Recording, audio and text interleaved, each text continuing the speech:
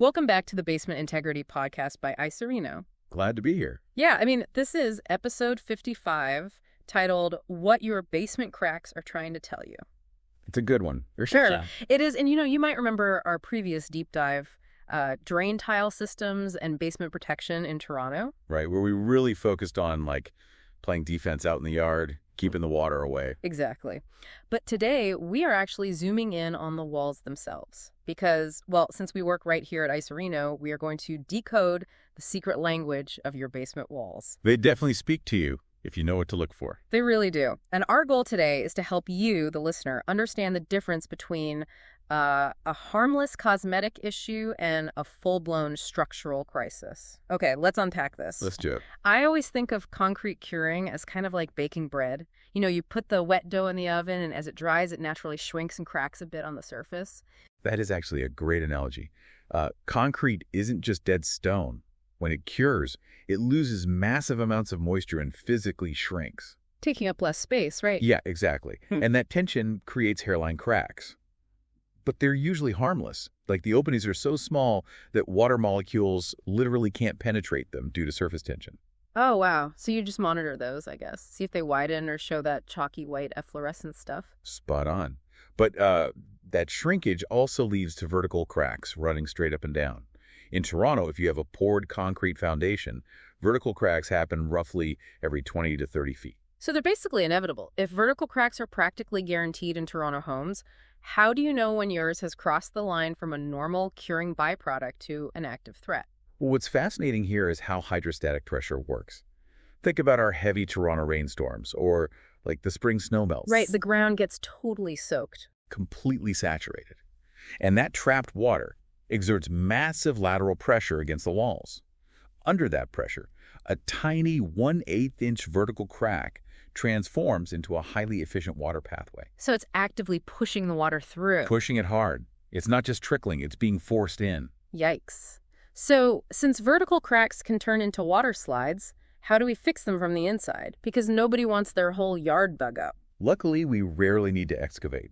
We do interior injection, we drill small ports, flush out the debris, and inject material under high pressure straight through the crack to the outside soil. Using either polyurethane or epoxy. Right. Polyurethane is the standard for active wet cracks. It actually expands when it hits water and stays flexible, which is great for minor future movement. Epoxy is rigid and strictly for dry cracks to restore structural strength. Wait, I've seen DIY crack injection kits for minor vertical cracks at the hardware store. Why shouldn't a handy listener just grab one of those and save the $500?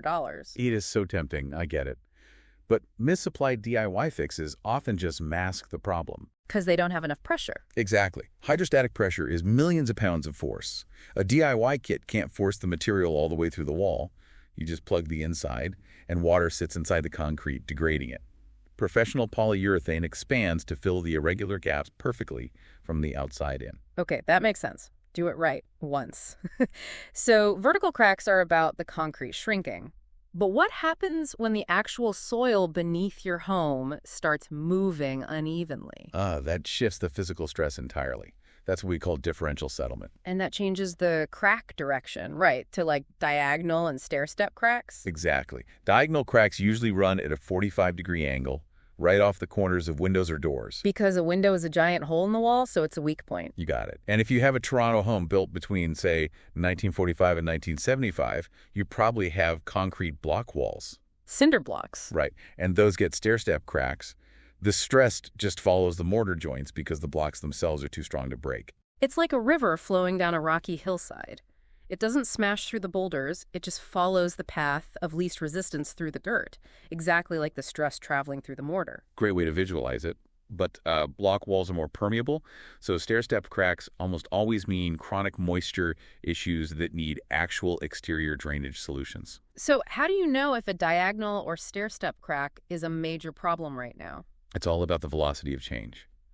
A diagonal crack that opens slowly over 20 years and hasn't moved in 5 is totally different from one that grew in 3 months. Can you just use a pencil to mark the end of it, write the date, and check it every few months? Absolutely. Mark it, check it quarterly, and look for red flags like, sticking doors, sloping floors, or gaps between the floor and the wall. Okay, so we've got up and down, and we've got angled. But here's where it gets really interesting. If a listener sees a horizontal crack, Can they just do the pencil trick and monitor it for a few months like the diagonal ones? This raises an important question, and no, absolutely not. Never monitor a horizontal crack. Never, not even for a little bit. No. Horizontal cracks mean the lateral pressure from the outside soil, like wet spring clay or failed drainage, has completely exceeded the wall's capacity. So the wall is actually breaking inward. Exactly. If it's accompanied by inward bowing, it is a structural failure in progress. The wall is actively screaming that it's under too much load. And if you leave it alone, it could just collapse. Deflect until complete failure. It's incredibly dangerous and vastly more expensive to fix later. We have to remediate it immediately with wall anchors, helical tiebacks, or carbon fiber straps. And listeners, keep in mind, standard home insurance usually excludes this kind of gradual deterioration. If it caves in, you might be paying out of pocket. It's a harsh reality, but true. Let's do a rapid-fire recap of what the cracks are telling you. Vertical is common, just watch for water. Diagonal or stair-step means settlement. And horizontal means structural red alert. Yep. And here's a quick real estate tip. Hairline and injected vertical cracks aren't deal breakers when buying a house. But horizontal cracks are. Oh, yeah. If you see unrepaired horizontal bowing, heavily negotiate the price or just walk away entirely. Great advice. And hey, if you're in Toronto, North York, Scarborough, Etobicoke, or East York, we here at Iserino have been trusted since 2009. We offer professional assessments so you can catch these issues early. Definitely better to catch them before they become a massive headache. For sure. Your foundation is literally holding up your entire life at home, yet we spend more time agonizing over living room paint colors than we do inspecting our basement walls. Yeah. What else might the quiet, forgotten corners of your house be trying to tell you right now?